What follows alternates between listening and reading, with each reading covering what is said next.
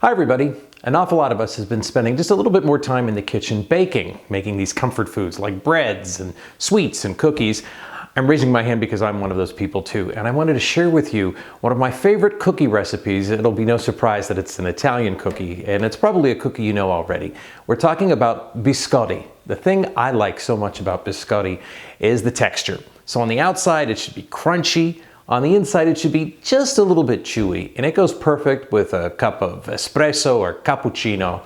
A lot of people know biscotti from the corner coffee bar, but they don't really know what the word biscotti means, and what it means is twice cooked or twice baked, because what you do first is you form a log of your cookie dough, you cook that, and then when it's finished, you take it out and you slice the individual cookies and you put them back in the oven to toast just a little bit. So they're cooked twice. Biscotti is how we say it in Italian. I'd love to be able to say that it was handed down from my great-grandmother to my grandmother and grandfather and through the generations in Abruzzo.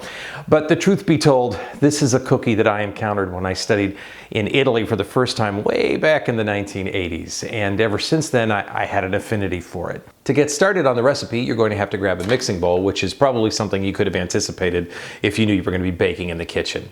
Inside that mixing bowl, you're going to place 2 cups of all-purpose flour and then 1.5 teaspoons of baking powder. And then you take a whisk and just whisk the mixture as best as you can, just probably for about 30 seconds or so. And then you're going to set the mixing bowl aside. And now it's time to begin what I think is the hallmark of this recipe: zesting those lemons to give these cookies that very citrusy, aromatic flavor and aroma. It really is what I notice when I bite into the cookie in the end, and what a lot of people notice when the cookies are actually cooking in the house. And typically recipes for this amount of cookies will use the zest of 2 lemons. I use the zest of 6 lemons. It's really what gives the cookies that citrusy taste, a wonderful aromatic quality.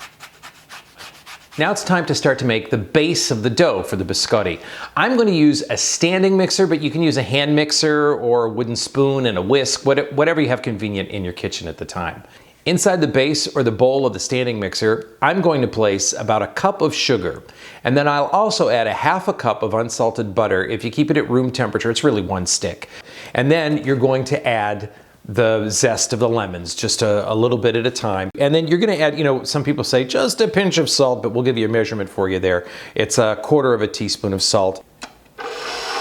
I usually put the mixer on a medium speed as it brings it all together there too.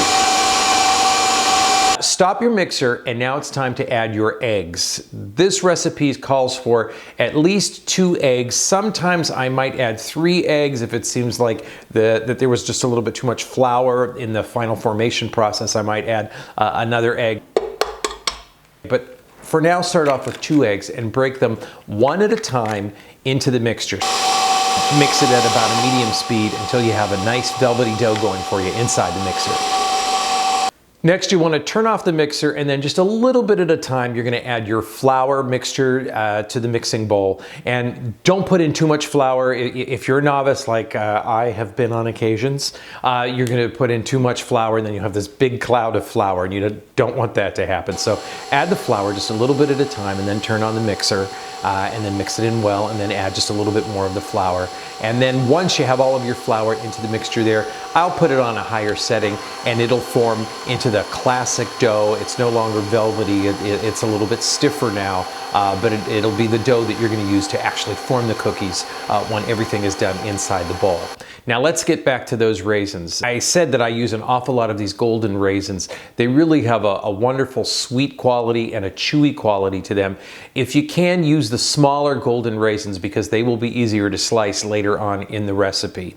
And I use more than is typically used for this recipe because some people in my family are allergic to nuts, and the recipe typically calls for pistachios or could call for almonds, but I leave the nuts out and I only use the golden raisins. So I put a little bit more than you typically expect, and it's about 1.5 cups of the golden raisins. I add that to the mixture, once again a little bit at a time, turning the mixer on a medium speed, and then eventually putting all of the raisins inside the mixing bowl and getting them into a nice usable dough.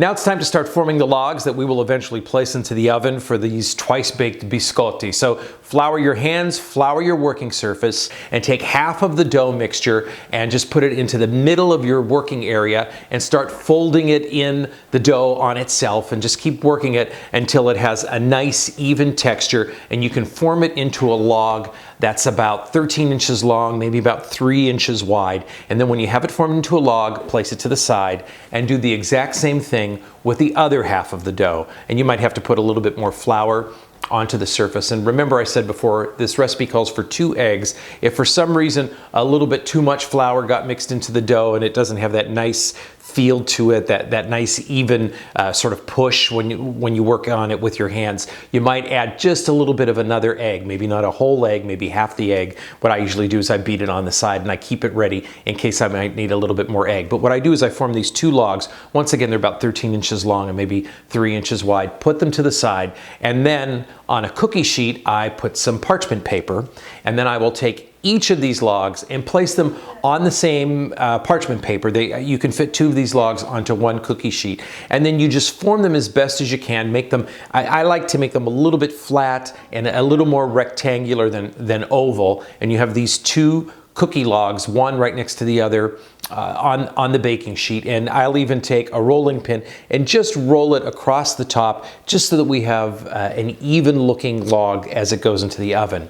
You're preheating your oven to about 350 degrees, and you'll put the dough logs of these biscotti into the oven and cook them for about 35 to 40 minutes. You don't want them to get too brown, just a golden brown like we all hear of when we're baking, but you'll put them into the oven and let them cook for about 35 to 40 minutes. When they're done, you take them out of the oven, you put them aside to cool, and you should let them cool for at least about 15 minutes or 20 minutes. And then what I do is I take them off the cookie sheet itself, and I take them sometimes off the parchment paper, and I lay them aside and I let them cool.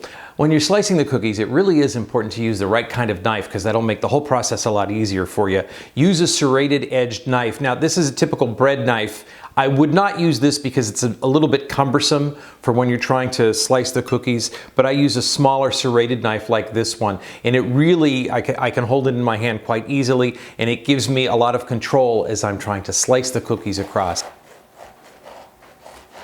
A diagonal slice sometimes works a little bit better than a straight across slice, and usually I use about a knuckle's worth of biscotti to measure how thick I want the biscotti.